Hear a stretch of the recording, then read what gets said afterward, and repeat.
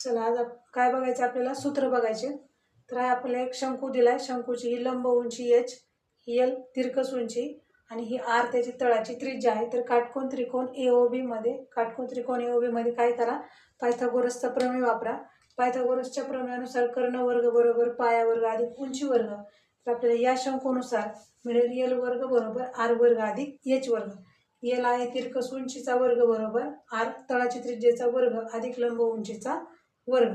त्याच्यानंतर या शंकूचे वक्र पृष्ठफळ काढण्यासाठी सूत्र आहे पाय आर एल. या शंकूचं एकूण पृष्ठफळ काढायचं असेल आपल्याला, म्हणजेच काय, वक्र पृष्ठफळ अधिक तळाचं पृष्ठफळ बरोबर एकूण पृष्ठफळ पाय आर कंसामध्ये आर अधिक एल.